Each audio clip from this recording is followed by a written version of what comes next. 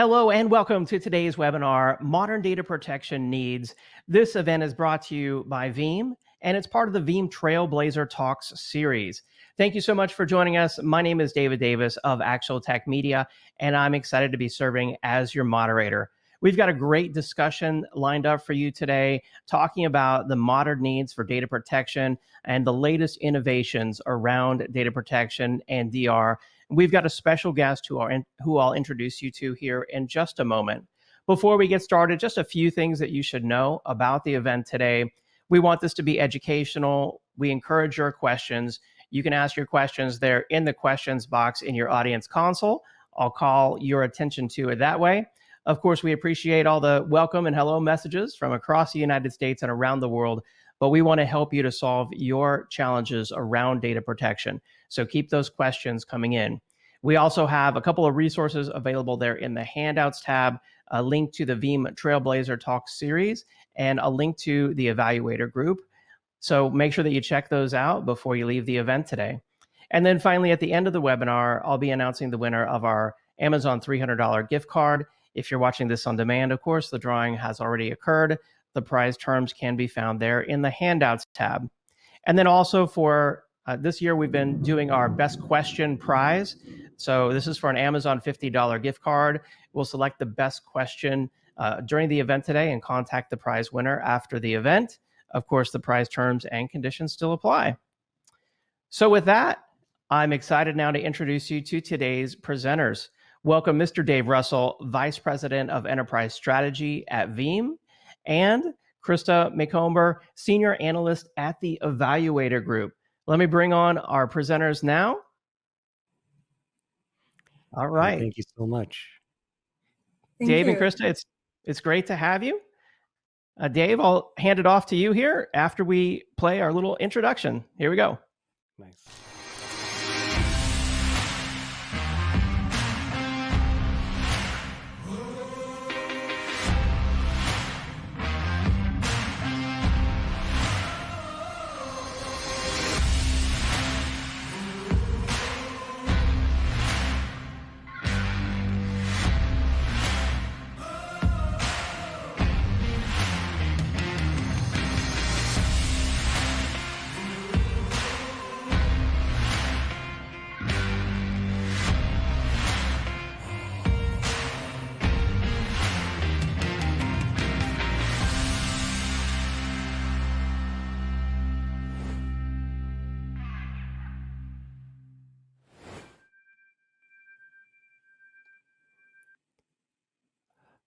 Awesome. Well, thank you for joining everyone, and thank you, Krista, for joining us. This is our second Veeam Trailblazer Talks. Today, we're going to be talking about modern data protection needs, as David teed up.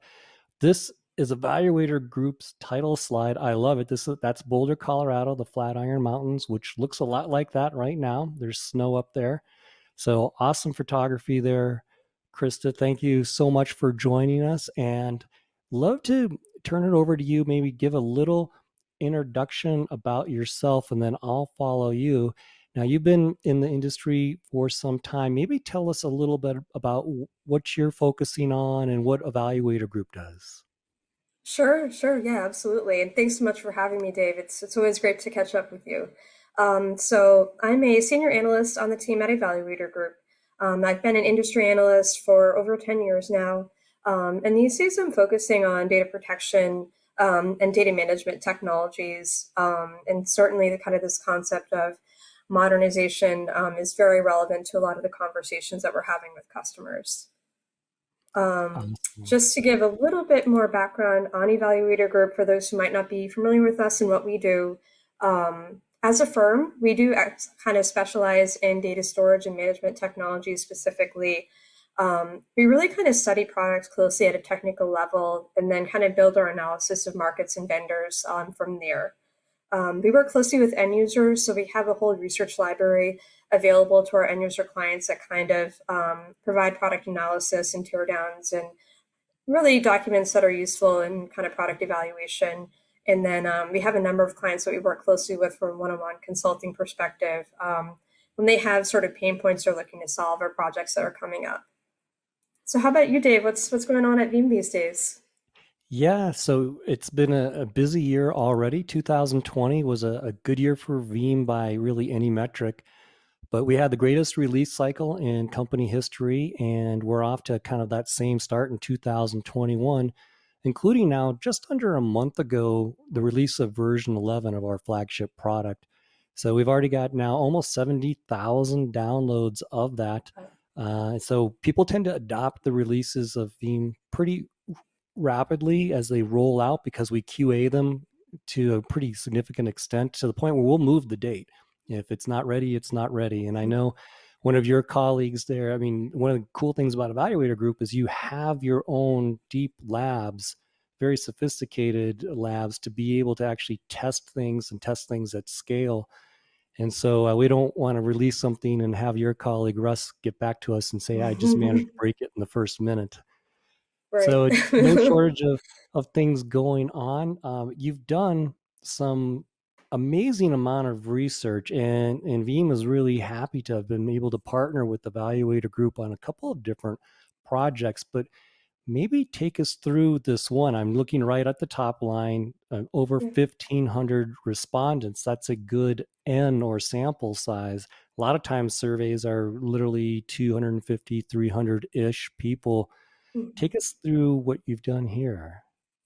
Sure. Yeah, Dave, I'm really excited to kind of talk about the research with you and share it with the folks on the line today. So, this study was all about these concepts of sort of data protection modernization, which is why I sort of thought in partnership with you that it was really relevant to the talk today.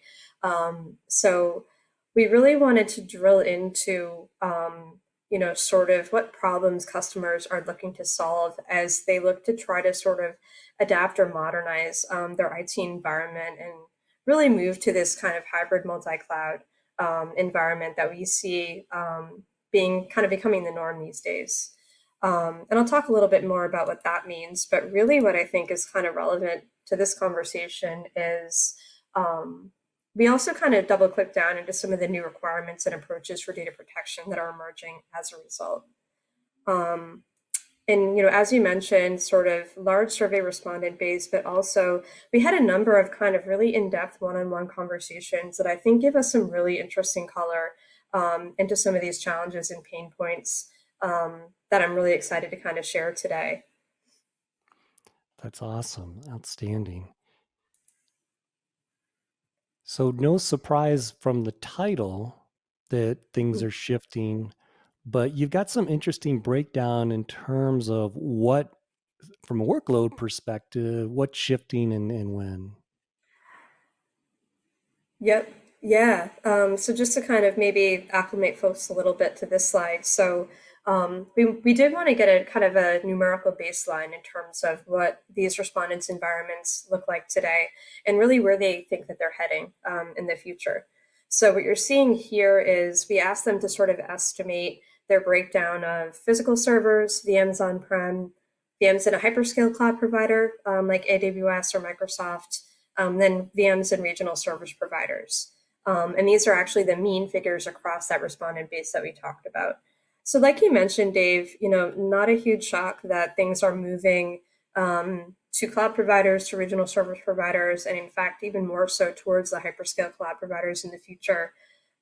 Definitely coming off-prem, more so from a physical perspective than a virtual perspective. And what I really thought was interesting, to your point, Dave, was kind of these bullets on the right, because we wanted to understand our customers sort of just shifting maybe some of their secondary workloads to the cloud, or are they really looking to kind of start running their business in the cloud? And we found that actually that's the case. So we asked about what customers might consider sort of their normal production workloads that are sort of supporting the business every day. And then also what they might consider sort of their high priority workloads that are really business critical. And as you can see here, within a couple percentage points, I thought it was really interesting that within about 2 years, customers expect roughly 50% of these workloads to be in a cloud environment. Yeah, that's interesting. A couple levels. I mean, one is just the rate of change going in just 2 years, directionally putting more workload there. that direction wouldn't surprise anyone. The amount or increase in percentage in a relatively short amount of time, little Yeah. surprising. But I liked your point, Krista, about there's not a lot of disparity between normal production and high priority workloads. And in fact, what people are reporting now, they're estimating as they look out in the future, they'll actually be more high priority than normal priority or production workloads. And always a big believer that history repeats itself. We think through hypervisors like VMware, and it took a little while to come from back office applications to production. But we're not seeing that here. Or if history is repeating itself, it's doing so in a very condensed manner, meaning we're making that jump quicker, aren't we? Yep. Yeah, and I think this is reflective of a lot of the conversations that we have, even kind of beyond this study, that, I think for the foreseeable future, certainly there is going to be a shift to the cloud. But also, there's going to be some workloads that must remain kind of on-prem, maybe in a private cloud environment. And oftentimes customers are going to be working with multiple cloud providers. So when we think about things like data mobility and being able to have data be mobile across these different environments, and data protection, making sure that there are consistent RPOs, RTOs, no matter where the data is living. I think it creates some interesting kind of requirements and challenges that we're hearing that customers are really trying to solve. Excellent. So if we put a finer point on that, looking at data protection pain points, take us through this list of what made the kind of hit parade of challenges. Sure. Yeah, I think, a lot of the likely candidates here, in terms of just what we tend to hear about in terms of some of the challenges for data protection that customers are facing. And the way the data shook out, what I thought was really interesting was, sort of a tie for the top two in terms of lack of staff and lack of budget to be able to kind of work on or support new initiatives. And to me, I really think it's kind of that distinction about new initiatives that's really important. Because IT has always been pressed for time, always been pressed for budget. And I think when we think about data protection, that's especially true. It's tends to be viewed as a little bit of a cost sink until it's necessary, until it saves the day. But usually when we think about IT, it's one of the first kind of places that an organization might look to try to save some money. But what I think is new here is, these new initiatives, I feel like the industry tends to talk about it in terms of digital transformation. So things like doing more with data for competitive advantage, things like making IT more flexible, more responsive as business requirements change. And I think that's really sort of the distinction here, because IT needs to become, less bogged down with day-to-day management, for example.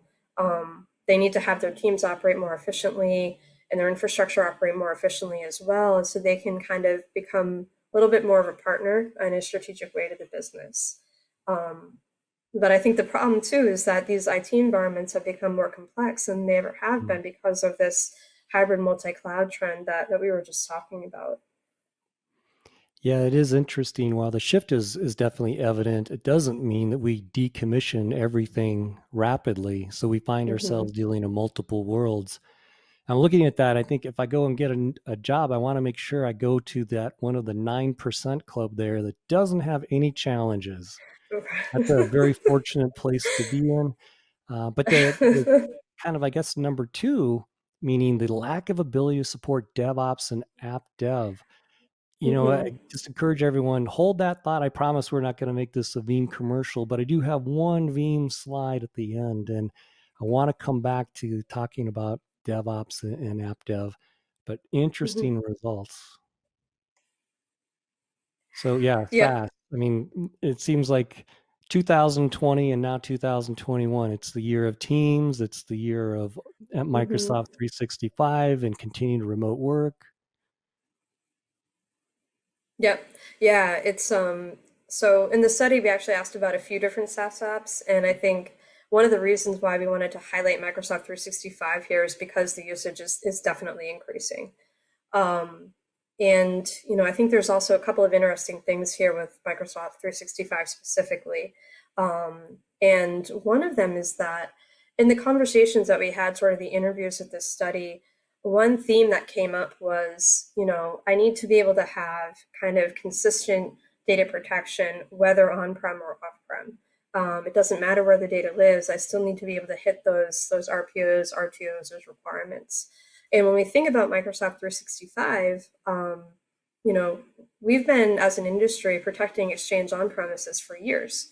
So that's something that I think IT teams are familiar with, at least conceptually, in terms of, okay, here's what I'm doing today, here's the services and the outcomes that I'm providing. Now, when I shift to the cloud, how do I think about what needs to change in order to be able to still meet those requirements, if that makes sense? Yeah. Yeah, that's an interesting observation. Salesforce was already, always born in the cloud. That's how everyone first experienced it. But to your point around the various Microsoft 365 components, most of us have experience with using them, some of them on-prem, like a OneDrive, a SharePoint, obviously the email or Outlook capabilities. And yet, if I think about just my own life, yeah, accidental deletion of data happens to me all the time. And even the little dialog box that says confirm to delete doesn't slow me down because I've already clicked yes. So I appreciate, that one just in my personal life. I guess Yep. probably not surprising that cyber was so closely behind because that is unfortunately the kind of world we live in. Yep. Yeah, for sure. Those two certainly jumped out to me as well, Dave. So, I guess first looking at the accidental data deletion, good old user error, right? We're all human. Yeah. And to me, I look at that one, and then I look at actually number three, better restoration capabilities and granularity. Um, and to me, so we had a lot of conversations with this study around the concept of sort of, okay, the recycle bin. Microsoft 365, that has the recycle bin is that data protection. Because to us, data protection goes much further than that.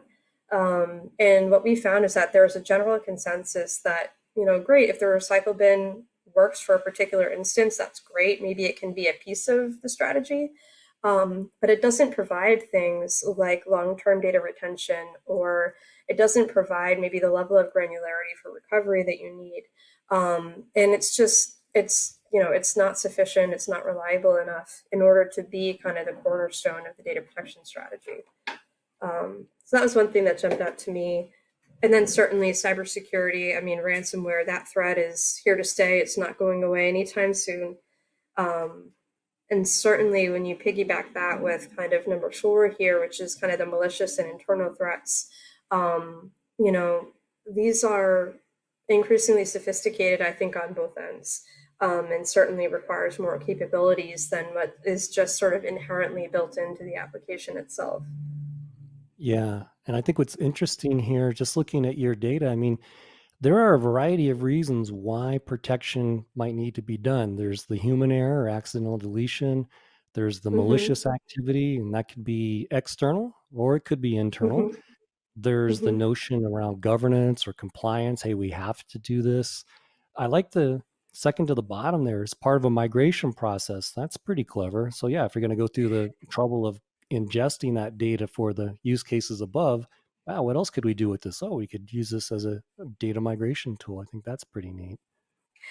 Yeah, yeah, we're seeing that, I think, more and more with some of these cloud native and just kind of modern sources, if you will, that the data protection tool is often used as a migration tool as well. And it kind of goes back a little bit to that, what I was mentioning about kind of that data mobility on one of the earlier slides, it can be a big problem that customers are really looking to solve because it's something that's very necessary.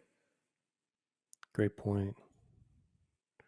Yeah, now this is kind of the money slide, isn't it? Okay, so this is advice from Krista. Yep, and there's quite a lot to chew on. Quite a lot to chew on here. So I'll try to break it down a little bit. And this is, I think certainly builds from some of the survey findings and numbers, because always putting numbers, to things, I think is really helpful in sort of solidifying it as a trend. But this is also just qualitative. kind of feedback and information that we get almost on a daily or weekly basis with the customers that we're talking to. So, I think step one, supporting kind of modern and legacy sources. So we just kind of talked about some of the SaaS apps like Microsoft 365. We have, kind of container native applications coming into the picture as well. And then like we talked about, there's going to be more legacy, if you will, applications or databases that still exist on-prem. And I think looking for a tool that can protect all of these is going to greatly simplify that process and make sure that nothing's left behind, if you will. And then looking at sort of the backups, the search and recovery, that really just goes to making sure that you have the recovery points that you need, and that it's sort of easy for you to locate, your desired recovery point and the ability to get that kind of backup and online as quickly as possible. The extended data retention, that really goes to, I think a little bit of some of the, kind of cybersecurity discussion that we've had, but also really just, compliance. There's new regulations coming up all the time that do require that long-term data retention, and things like e-discovery as well. And then, I know we'll be kind of getting closer to our time here, but ease of use and cost effectiveness, we kind of touched on, kind of simplifying the management operations as much as possible. Things like automation, can really play a big role there. Maybe having some self-service for users as well. And the cost effectiveness discussion, maybe looking for, different delivery models for your backup software, whether it be in the cloud or for your backend storage, things like that. Air gap and immutability, this can come in different forms as the cloud enters the picture, but it's certainly very important for ransomware and some of the other malicious threats that we talked about. DR testing, this is something that I don't think is kind of talked about enough. So having confidence in the ability to recover and really having a game plan, a proven game plan, if things go wrong, I think is important to getting back online quickly. And again, just sort of having that confidence. The analytics and machine learning industry that says, "What's your DR plan?" And the answer is an updated resume.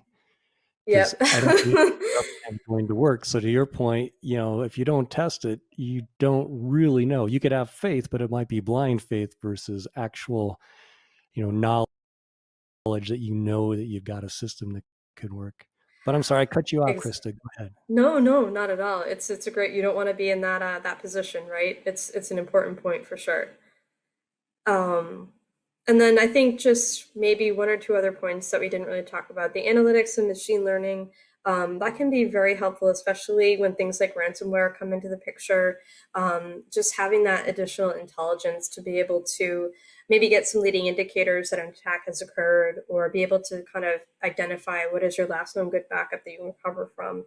And then the data reuse, we talked about this a little bit. I think it's definitely something that that is coming quickly down the pike. We hear about that. Yes, I need to make sure that I meet all my protection objectives today, but I'm also getting pressured to make the data more accessible and usable to the business, because we don't want it to just sort of sit there and collect dust, for lack of a better way to put it. So I think that pretty much covers a lot of the key points here on this slide. That's outstanding. And I believe these slides will be available, but, encourage everyone, these dozen points, these are good ways to evaluate solutions you may be looking at in the future, but also you can use this as a decision framework from Krista and Evaluator Group to handicap, what's your current solution? How effective is that for you? Or are there some areas going forward where you might want to shore up any deficiencies or which could lead to making a change? And if I mention making a change, I promise it won't be too much Veeam discussion, but this is another way that you can think about how to frame this. Now, at Veeam, this is really our strategy, and actually it begins with data. Our first and foremost intention is to properly protect or make sure that you're digitally resilient, that you are available. So by way of ingesting that data, and kind of like your Microsoft 365 data result there, Krista, once you do that, you did that for backup, but you can go and do other things with that too. and it might be like a migration use case is but one example. From there, layering on policy-based data services, that could be everything from doing that artificial intelligence or machine learning scanning that you referenced to see if there are any anomalous events that could be indicating a cyber threat, or the ability to orchestrate in with other solutions like an automated disaster recovery capability. And then from there, you alluded to it a little bit earlier, Krista, but that notion of digital transformation or DX, being able to really unlock the power of that data. Obviously, it's very important when you go to do a restore, but on those days where you're not restoring data, what else can you go and do with this? And I mean, we don't know what someone's digital transformation initiative might be, but we do know it's going to factor in with data being very critical. And we actually didn't coordinate this ahead of time, but when you mentioned things like data mobility and data reuse, that's exactly how we see it as well. The cloud icon is really meant to show the ability to move data, whether it's on-prem to a cloud or cloud one to cloud two, or there can be good reasons to move data back on-prem as well. So for example, on Microsoft 365, that's a SaaS application, one of the few really, that you can actually go do something with that data if you have it. I mean, you can open up Outlook or you could open up SharePoint as an example. Then that other notion here is really with that kind of multi-arrowed icon is just the ability to stand up copies of your data, to do that out of the backing store without having to impact production. So you can achieve your digital transformation objectives, but not try to harm production in any way. So I know we have just a couple questions here. The first one's for you, Krista. When you mentioned flexibility in your top recommendations, could you elaborate a little bit on what some of that flexibility might look like? Sure, sure. So I think that's referring to the flexibility of sort of deployment or the underlying infrastructure. And that really means kind of looking at the backup software, kind of as an asset on its own. And maybe there might be some instances where you want that to be closely coupled with the hardware that's required to run it, sort of kind of being deployed on-prem in more of an appliance model. But maybe you do kind of want it to be either a virtual appliance or actually a SaaS application itself that you go and kind of subscribe to through the cloud. We see kind of a variety of use cases there that, depending on things like cost, for example, are going to kind of make us kind of provide a different recommendation, which path might be the best for the customer. Awesome. So I do want to make sure we give a moment to give out contact information. You can see Chris's information both on Twitter, LinkedIn. You can reach out to Evaluator Group. Check out Evaluator Group there, all one word, evaluatorgroup.com, or myself. There's my Twitter and my LinkedIn. Happy to chat with anyone also. Now, Chris, I know you've got a number of things that are research activities that are in flight right now, but maybe highlight one for us. Sure, sure. So we do actually have some research assets on Veeam specifically. So we have kind of a full product brief on Veeam and kind of some comparative analysis data as well. But we also have entire research segments looking at data protection software, data protection systems, and actually some backup as a service solutions as well. So those could also include things like evaluation guides that kind of lay out and sort of like a checklist like we did on the previous slide here, in terms of just helping to guide customers through the process of what to think about if they're considering a purchase in one of those markets. One of the things I think is very cool about Evaluator Group, there are many great things. I mean, I love that you guys have your own labs. You really go beat on things yourselves. But I encourage everyone to check out that URL, evaluatorgroup.com, because you also have a number of downloadable assets. They're free to go and check out. Veeam very much operates in a similar manner. I mentioned that we released less than a month ago now, version 11. We have a no charge or free version of that for download. Encourage everyone to check that out as well. So I'm going to turn it over to David to take us out, but I just want to thank you, Krista, and thank everyone for joining us on this second Trailblazer Talk. Really appreciate your time and your insight. Thank you so much, Dave. It's been a pleasure as always, and really appreciate everybody that joined today. Thank you so much.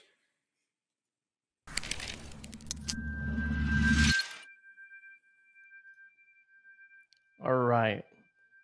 Excellent presentation and conversation. Thank you so much, Dave and Krista. I want to thank, of course, Veeam for joining the event or sponsoring the event today, and thank everyone out there in the audience as well. For more information, as Dave said, visit veeam.com and evaluatorgroup.com as well. And then finally, it's now time to announce the winner of our Amazon $300 gift card. That's going out to Michael Schnabel from Texas. Congratulations. We'll reach out to you to deliver that prize, and we'll also be contacting our best question prize winner as well. I hope everyone enjoyed this edition of the Veeam Trailblazer Talks. Look for more invitations to upcoming Veeam events. Have a great day, and we'll see you next time. Bye-bye.